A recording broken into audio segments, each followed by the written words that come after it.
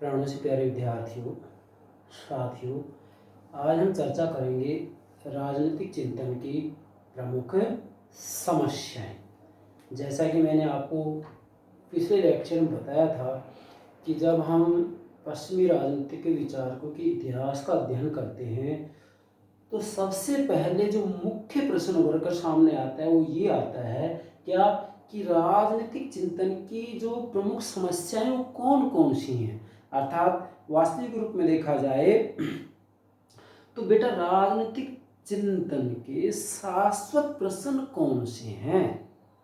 मतलब प्राचीन काल से लेकर आज तक और आज से लेकर काफी लंबे समय तक कुछ ऐसे प्रश्न हैं जिन प्रश्नों का आज तक कोई अंतिम उत्तर नहीं मिला है और भविष्य में भी उन प्रश्नों के कोई उत्तर मिलने की संभावना नहीं है।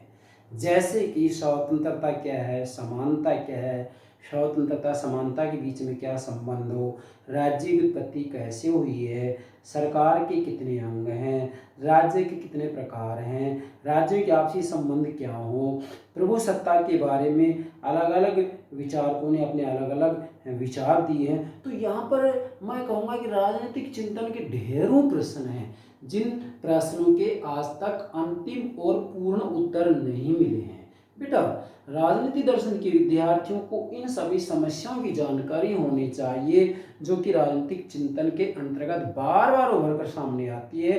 भले युग कोई भी रहा हो, प्राचीन युग रहा हो, मध्य युग रहा हो, आधुनिक युग है, ये ऐसे प्रश्न हैं, ऐसी समस्याएं हैं जो कि शाश्वत हैं। मतलब ये प्राचीन समय से बरकरार हैं। जैसे मैं और इस बात को आगे बढ़ाऊं तो यहाँ पर ये कहा जाएगा कि न्याय क्या है, अधिकार क्या है, कर्तव्य क्या है, राजनीतिक आज्ञाकारिता क्या है।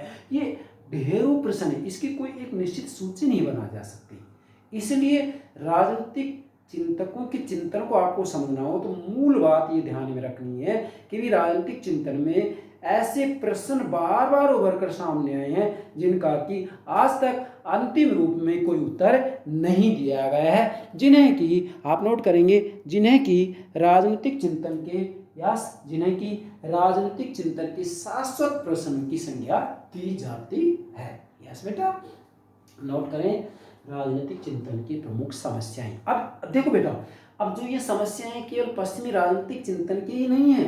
नहीं बेटा, भले ही आप भारतीय राजनीतिक चिंतन का अध्ययन करें, मतलब मैं तो ये कहूँगा चाहे पूर्वी राजनीतिक चिंतन का अध्ययन करें या पश्चिमी राजनीतिक चिंतन का अध्ययन करें, ये समस्याएं तो सबके सामने होती ही हैं। भले ही प्लेटो रहा हो, अरस्तु, Aquinas, Machiavelli, Hobbes, Locke, Rousseau, Bentham, Mill, Karl Marx, Hegel, Green, ढेरों विचारक, सबके सामने ये समस्याएं रही हैं। किसी न किसी रूप में इन सभी विचारकों ने इन प्रश्नों के उत्तर दिए हैं अपने अपने तरीके से, समय और परिस्थिति के हिसाब से। अब यही बात आप पूरे विचारकों पर लागू कर सकते हैं, विशेषकर भारत। तो भारत के अंतर्गत भी प्राचीन समय में हम मनु कौटिल्य शुक्र का अध्ययन करते हैं, रामायण कालीन, महाभारत कालीन राजनीतिक अध्ययन करते हैं, जैन धर्म, बौद्ध धर्म में राजनीतिक अध्ययन करते हैं।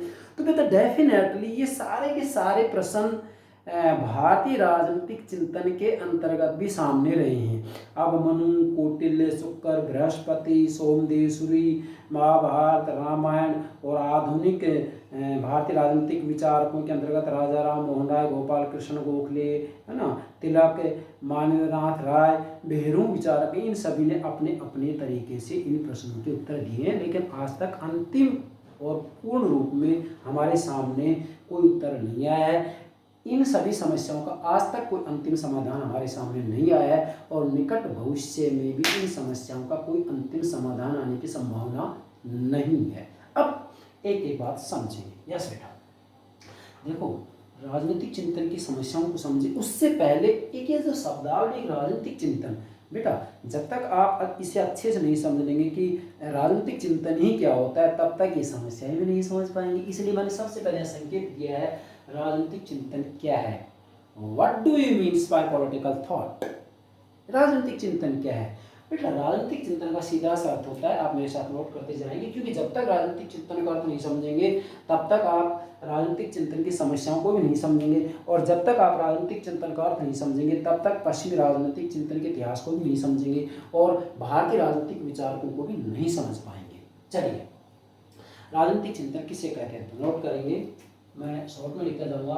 राज्य संबंधी मौलिक विषयों पर नोट करेंगे, राज्य संबंधी मौलिक विषयों पर जो चिंतन, मनन, विचार विमर्श किया जाता है उसे ही राजनीतिक चिंतन कहते हैं। मैं फिर से बोल रहा हूँ, राज्य संबंधी मौलिक विषयों पर। अब राज्य संबंधी मौलिक विषय क्या है? ये राज्य संबंधी मौलिक विषय हैं सारे के सारे, ये सारे प्रश्न हैं, इन प्रश्नों के बारे में ही चिंतन मनन किया जाता है, वो ही राजनीतिक चिंतन कहलाता है। यस, राज्य संबंधी मौलिक विषयों पर। ये मौलिक विषय हैं सारे के सारे, ये आज आप इसको और भी अच्छे से समझ सकते हैं राजनीतिक चिंतन किसे कहते हैं। राज्य संबंधी मौलिक विषयों पर जो चिंतन, मनन, विचार विमर्श और मीमांसा की जाती है उसे ही राजनीतिक चिंतन कहा जाता है। या मैं ये कहूँगा कि 11 बिंदु जो मैंने नोट किए, ये 11 के 11 प्रश्नों के ऊपर समय और परिस्थिति के हिसाब से समय समय पर विभिन्न प्रकार के विचारकों ने जो अपने विचार दिए, उन विचारों का जो समुच्चय, उन विचारों का जो कल्प विकल्प है, उन विचारों का जो समग्र है, वह ही राजनीतिक चिंतन कहलाता है। यस, अब आगे बढ़ते हैं। बेटा सबसे पहले तो आप नोट करेंगे, प्रत्येक युग की समस्या अलग। बेटा जितने भी राजनीतिक विचारक हुए हैं, मैं सुकरात से शुरू करना चाहूँ और सुकरात से पीछे जाऊँ तो सुकरात से पीछे हिब्रू राजनीति आती है। हिब्रू मतलब एक जनजाति का नाम, हिब्रू राजनीति आती है। हिब्रू राजनीति के अंतर्गत वास्तविक रूप में जो ये हिब्रू होते थे, हिब्रू लोग होते थे, हिब्रू जनजाति का नाम है ये याहेवा, जिसे कि हम भारत के अंतर्गत ईश्वर कहते हैं, ये यूनान की बात है। तो याहेवा मतलब ये कहते थे कि जो कुछ भी कर रहा है व्यक्ति वह याहेवा की इच्छा के अनुसार कर रहा है, जिसे हम ईश्वर कहते हैं कि ईश्वर की इच्छा के अनुसार कर रहा है। लेकिन वास्तविक रूप में देखा जाए तो प्रत्येक युग की समस्या अलग है। अब हम कहेंगे, जैसे मान लीजिए उदाहरण के रूप में जैसे मध्य युग है, तो मध्य के अंतर्गत वास्तविक रूप में राजनीतिक और धार्मिक सत्ताओं के बीच में संघर्ष रहा है कि भाई राज्य सर्वोच्च हो, क्या राज्य सर्वोच्च हो या फिर जो है चर्च सर्वोच्च हो, मतलब राजा सर्वोच्च हो या फिर पोप सर्वोच्च हो, अर्थात राज्य की सत्ता सर्वोच्च हो या धर्म की सत्ता सर्वोच्च हो। पूरे मध्य युग के अंतर्गत इनके बीच में जो है संघर्ष चलता रहा है और इन्हीं के बारे में मध्य युग के राजनीतिक विचारकों ने अपने विचार दिए। फॉर एग्जाम्पल मध्य युग का प्रतिनिधि विचारक यस संत थॉमस एक्विनास है ना। अब एक्विनास को समझेंगे तो आप इसके आधार पर ही तो समझेंगे। बेटा 17वीं 18वीं, मैं एक एग्जाम्पल दे रहा हूँ, बाकी लास्ट में मैंने यहाँ सार रूप में सारी बातें नोट कर दी है प्राचीन समझ लें आज तक के बारे में। 17वीं और 18वीं शताब्दी में जो राजनीतिक विचारक रहे हैं उनके विचार का केंद्र बिंदु राजतंत्रीय तथा लोकतंत्रीय सिद्धांत रहे हैं कि भाई राजतंत्रीय और लोकतंत्रीय शासन व्यवस्था में कौन सी व्यवस्था श्रेष्ठ है। तो आज का युग लोकतंत्र युग है, ठीक है बेटा। आगे अब वर्तमान समय में, आज के युग में, वर्तमान युग में राज्य के कार्य क्षेत्र को विशेष महत्व दिया जाता है। मतलब वर्तमान समय में राज्य के कार्य क्षेत्र के बारे में ही विचारकों ने अपने विचार दिए कि भी राज्य का कार्य क्षेत्र कम हो कि ज़्यादा हो। जैसे एक तरफ ये कहा जाता है कि राज्य का क्षेत्र बिल्कुल कम से कम हो, एक तरफ ये कहा जाता है कि राज्य को समाप्त कर दिया जाए, एक तरफ ये कहा जाता है कि राज्य का कार्य क्षेत्र ज़्यादा से ज़्यादा हो। जैसे आज लोक कल्याणकारी राज्य है तो इसमें राज्य के कार्य क्षेत्र की बात ज़्यादा से ज़्यादा की जाती है। व्यक्तिवादी राज्य कार्य क्षेत्र की कम से कम बात करते हैं कि वह राज्य सबसे अच्छा जो कम से कम हस्तक्षेप करे, कम से कम कार्य करे, है ना। और दूसरी तरफ अराजकतावादियों की बात की जाती है। अराजकतावादी कहते हैं कि राज्य एक हिंसक संस्था है, राज्य को समाप्त ही कर दिया जाना चाहिए। तो निश्चित रूप में देखा जाए तो वर्तमान युग में राज्य के कार्य क्षेत्र के बारे में विशेष विचार दिए गए, विशेष चिंतन मनन किया गया है। इसलिए मैं नोट कर दिया राज्य के कार्य क्षेत्र को विशेष महत्व दिया गया है। और विशेषकर राजनीतिक तथा आर्थिक हितों के बीच संघर्ष विवाद का विषय है। मतलब वर्तमान युग में राजनीतिक विचारकों के द्वारा जो अपने विचार दिए गए, उन विचारों का जो केंद्र बिंदु रहा है वह रहा है विशेषकर राजनीतिक तथा आर्थिक हितों के बीच संघर्ष, इनके विवाद का विषय रहा है। आज विशेषकर आज तो आज के विचारकों के जो विचार मिलेंगे आपको वो इन दोनों के बीच में ही टकराव के बारे में मिलेंगे। ये तो एक सामान्य सी बात है। अब हम यहाँ पर जो महत्वपूर्ण जो समस्या है जो कि प्राचीन समय से किसी न किसी रूप में रही है महत्वपूर्ण समस्या जिन पर बार बार चिंतन किया गया, चिंतन मनन किया गया, विचार विमर्श किया गया, मीमांसा की गई है। प्लेटो के समय से लेकर आज तक ये ऐसे प्रश्न हैं जिन प्रश्नों के ऊपर किसी न किसी रूप में चिंतन किया गया, चिंतन मनन किया गया, विचार विमर्श किया गया, मीमांसा की गई, व्याख्या की गई है और अपने विचार दिए गए हैं। नंबर 1, राज्य की उत्पत्ति। यस बेटा, राज्य की उत्पत्ति के बारे में प्राचीन समय से ही किसी न किसी रूप में विचारकों के द्वारा अपने विचार दिए गए। ये समस्या प्राचीन समय से रही है कि भी राज्य की उत्पत्ति कैसे हुई है। अब भले ही आप भारतीय राजनीतिक चिंतकों का अध्ययन करेंगे तो यहाँ पर भी राज्य की उत्पत्ति के बारे में अलग अलग सिद्धांत दिए गए हैं। मनु का अध्ययन करें, कौटिल्य का करें, शुक्र का करें, सब ने अपने अपने सिद्धांत दिए। तो निश्चित रूप में चाहे पूर्वी राजनीतिक विचारकों का अध्ययन करें, पश्चिमी राजनीतिक विचारकों का अध्ययन करें, ये समस्या सबके सामने हुई है कि राज्य की उत्पत्ति कैसे हुई। मतलब राज्य की उत्पत्ति की समस्या या राज्य की उत्पत्ति कैसे हुई, ये एक प्रश्नवाचक चिन्ह है और इसके बारे में अलग अलग विचारकों ने अपने अलग अलग मत दिए हैं। जैसे राज्य की उत्पत्ति के बारे में यस दैवीय सिद्धांत दिया गया। दैवीय सिद्धांत मतलब दैवीय सिद्धांत ये कहता है कि राज्य की उत्पत्ति या राजा का निर्माण, राजा की स्थापना ईश्वर के द्वारा की गई है। जैसे हम भारत की बात करते हैं तो भारत में मनु ने अपनी रचना मनुस्मृति ये बात स्पष्ट रूप में कही है कि नहीं कही है। तो कहने का मतलब यह है कि कहीं ये कहा गया कि राज्य की उत्पत्ति ईश्वर के द्वारा की गई है। मतलब दैवीय सिद्धांत दिया गया है, शक्ति सिद्धांत दिया गया है कि राज्य की स्थापना शक्ति के द्वारा की गई है, बल के द्वारा की गई है। सामाजिक समझौता सिद्धांत भी ये दिया गया है कि राज्य की जो स्थापना है या राज्य का जो निर्माण किया गया आपसी सहमति से किया गया है। जैसे कि हॉब्स लॉ को रूसों ने सामाजिक समझौते का सिद्धांत दिया गया है। भाई हॉब्स लॉ को रूसों ने सामाजिक समझौते का सिद्धांत दिया है।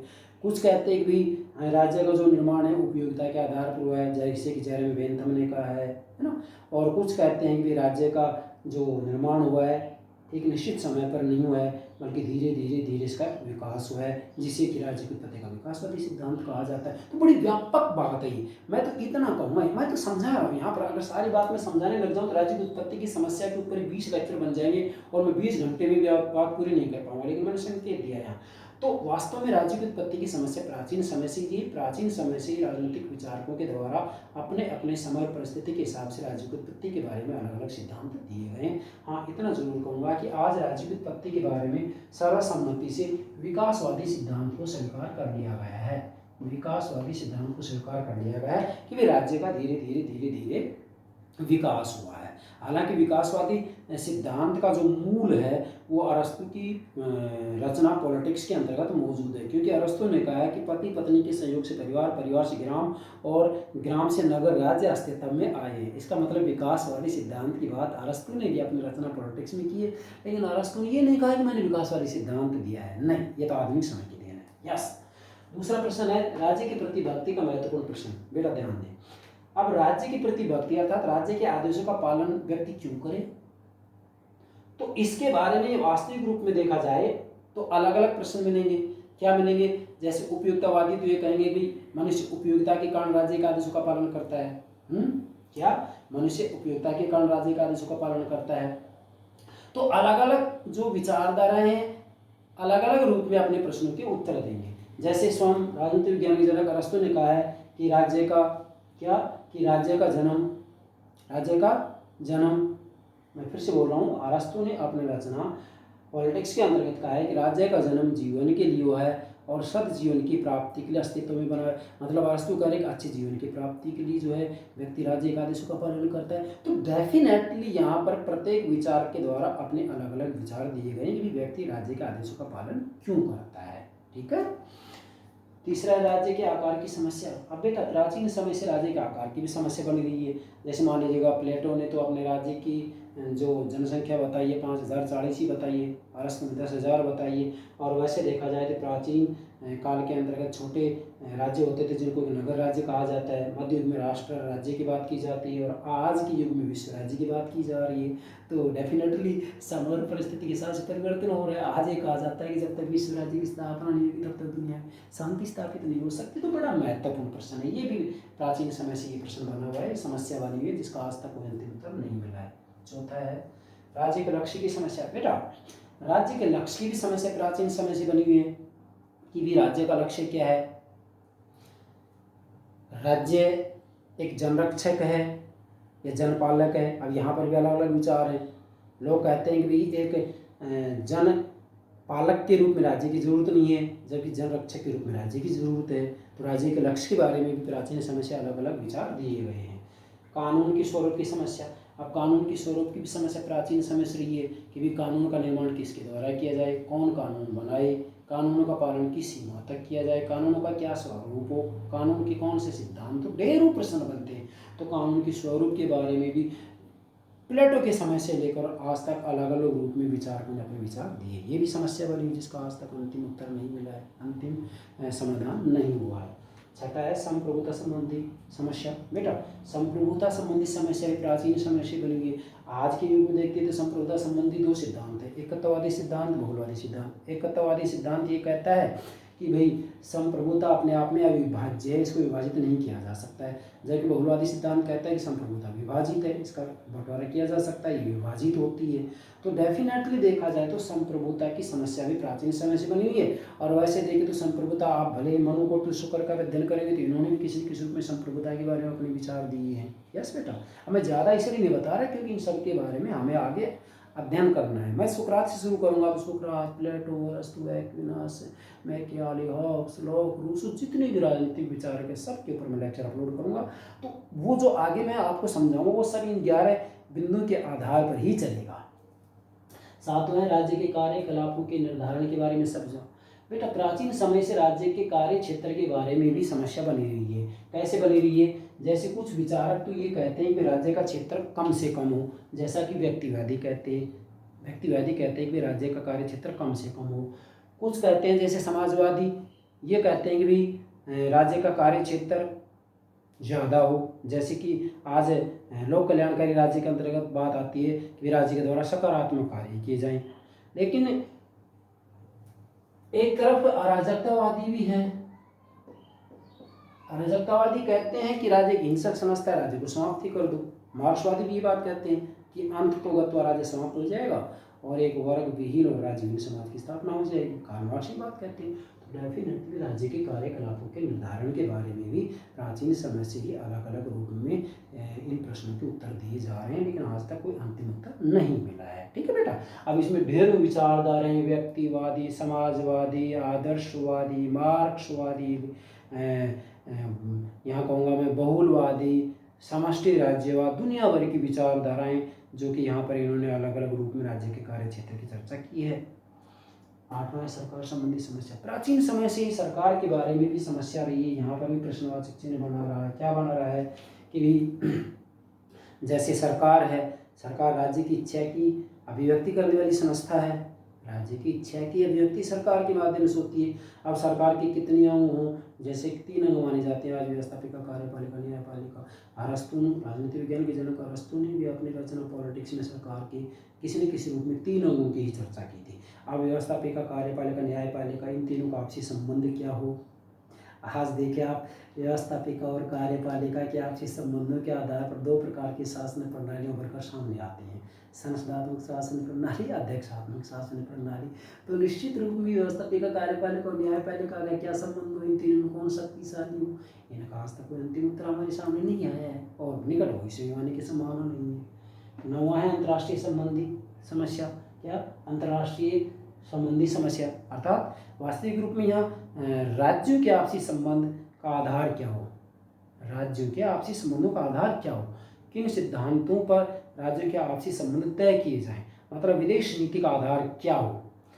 इसके ऊपर भी समय और परिस्थिति के हिसाब से विचारकों ने अपने अपने हिसाब से अपने विचार दिए हैं। तो ये भी एक प्रश्नवाचक चिन्ह बना हुआ, एक समस्या बनी हुई है जिसका आज तक अंतिम उत्तर नहीं मिला है। आप अंतर्राष्ट्रीय राजनीति का अध्ययन करेंगे तो वहाँ पर यथार्थवादी और आदर्शवादी बटे हुए हैं। यथार्थवादी कहते हैं युद्ध कभी समाप्त नहीं हो सकते, आदर्शवादी कहते हैं युद्ध को समाप्त किया जाना चाहिए और युद्ध समाप्त हो सकते हैं। तो निश्चित रूप में ये भी एक समस्या आज ही बनी हुई है। 10वां है नागरिकता के अधिकार एवं कर्तव्य की समस्या। राजनीतिक चिंतन की 10वीं जो प्रमुख समस्या है वो है नागरिकता के अधिकार एवं कर्तव्य की समस्या, कि व्यक्तियों को कौन कौन से अधिकार दिए जाए, अधिकारों की किस तरीके से रक्षा की जाए, अधिकारों को किस तरह से संरक्षण प्राप्त हो, व्यक्तियों की क्या कर्तव्य हो।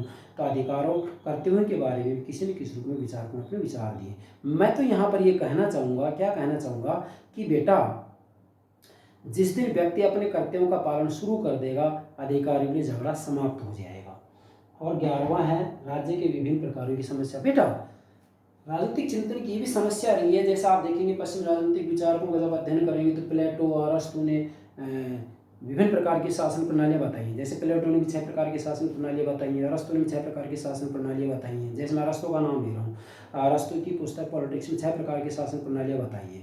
मैं क्रम से बोल रहा हूँ। जैसे राजतंत्र है, क्रम से मतलब शुद्ध रूप राजतंत्र हो गया, फिर कुछ समय बाद ही विकृत हो जाता है राजतंत्र, निरंकुश तंत्र, कुलीन तंत्र, धनिक तंत्र, संयुक्त प्रजातंत्र या बहुल तंत्र भी कहते हैं, और भीड़ तंत्र। 6 प्रकार की शासन प्रणालियाँ बताइए। ये तो पश्चिम राजनीतिक चिंतन की बात होगी। अब भारत के अंतर्गत भी विचारकों के द्वारा विभिन्न प्रकार की शासन प्रणालियों को उल्लेख किया गया। विचारकों के द्वारा विभिन्न प्रकार की शासन प्रणालियों को उल्लेख किया गया। अब इनमें कौन सी शासन प्रणाली श्रेष्ठ और सर्वश्रेष्ठ है, इसके बारे में भी जो है विचारकों ने अपने अलग अलग विचार दिए। अगर आप बात करते हैं प्लेटो की, तो प्लेटो ने ये कहा है कि लोकतंत्र सबसे घटिया शासन प्रणाली है, और आज लोकतंत्र को सबसे सर्वोत्तम शासन प्रणाली माना जाता है। आज तो ये कहा जाता है कि भी दुनिया में लोकतंत्रीय शासन प्रणाली का कोई विकल्प ही नहीं है, मतलब लोकतंत्र से अच्छी कोई प्रणाली ही नहीं है। तो आज कह रहे हैं हम ये बात। और प्लेटो जो कि एक राज दार्शनिक थे, वो ये कह रहे हैं कि लोकतंत्र सबसे घटिया किस्म की शासन प्रणाली है। आप अंदाजा लगा सकते हैं सही कौन है, प्लेटो से ये कि हम सही है, बस यहाँ ज़्यादा कहने की आवश्यकता नहीं है।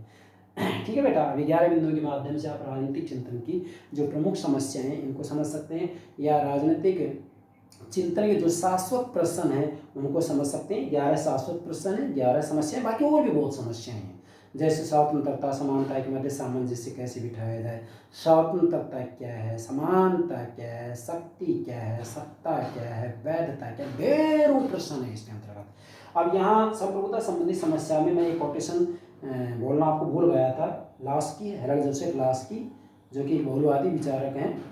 लास्की की रचना जो सबसे महत्वपूर्ण रचना है ग्रामर पॉलिटिक्स, राजनीति का व्याकरण है। लास्की ने कहा है कि जब तक संप्रभुता संपन्न, क्या जब तक संप्रभुता संपन्न राज्य की अवधारणा को राजनीति विज्ञान से बाहर नहीं निकाल दिया जाएगा, तब तक दुनिया में शांति स्थापित नहीं हो सकती। इसका मतलब राज्य के मध्य विवाद का मूल जो कारण है वो संप्रभुता है, बस इतना पर्याप्त है। अब यहाँ निष्कर्ष रूप में सारी बातें आ जाएंगी। एक विद्वान है फिलिस डोवेल, कहते हैं कि कभी मानव स्वभाव जैसे कि पुनरुत्थान युग में, कभी धर्मशास्त्र जैसे कि मध्य युग में, कभी राज्य की प्रकृति जैसे कि प्लेटो के समय यूनान में मानव चिंतन का केंद्र बिंदु रहा है।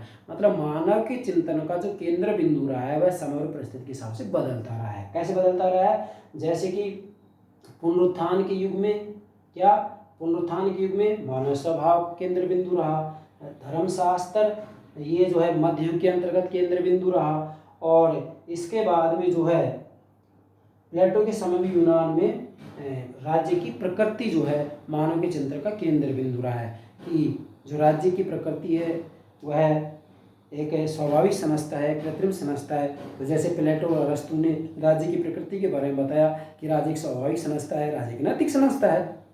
तो डेफिनेटली मानव चिंतन का केंद्र बिंदु समय और परिस्थिति के हिसाब से बदलता रहा है। मानव के चिंतन का जो केंद्र बिंदु रहा है वह प्रत्येक युग में अलग अलग रहा है।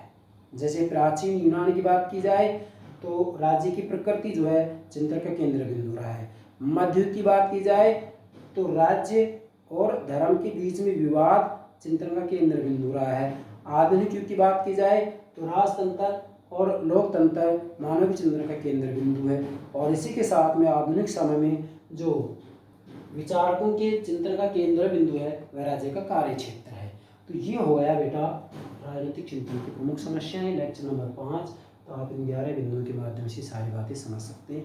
तो इसके आधार पर आप ये बात समझना चाहिए क्या कि आगे हम पश्चिमी राजनीतिक विचारकों को जब अध्ययन करेंगे तो उन राजनीतिक विचारकों के द्वारा जो अपने विचार दिए गए हैं वो विचार इन्हीं प्रश्नों के उत्तर के रूप में दिए गए हैं।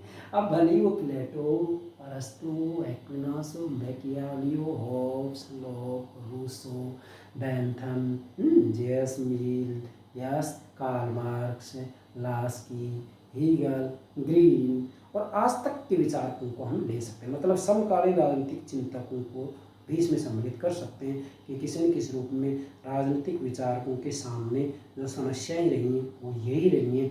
इन समस्याओं का इन प्रश्नों का उत्तर ही इन्होंने दिया है। अब अंतिम और पूर्ण उत्तर आज तक किसी ने भी नहीं दिया है, और निकट भविष्य में भी राजनीतिक चिंतन के इन शाश्वत प्रश्नों के उत्तर मिलने की संभावना ना के बराबर है, ये याद रखना आपको। ठीक है बेटा, तो मुझे विश्वास है राजनीतिक चिंतन की प्रमुख समस्याओं को बेहतर तरीके से समझ गए हैं। ये 11 के 11 बिंदु ऐसे हैं जिनसे कि आप राजनीतिक चिंतन के इतिहास को बेहतर तरीके से समझ सकते हैं। यस बेटा, okay, thank you very much, thank you very much.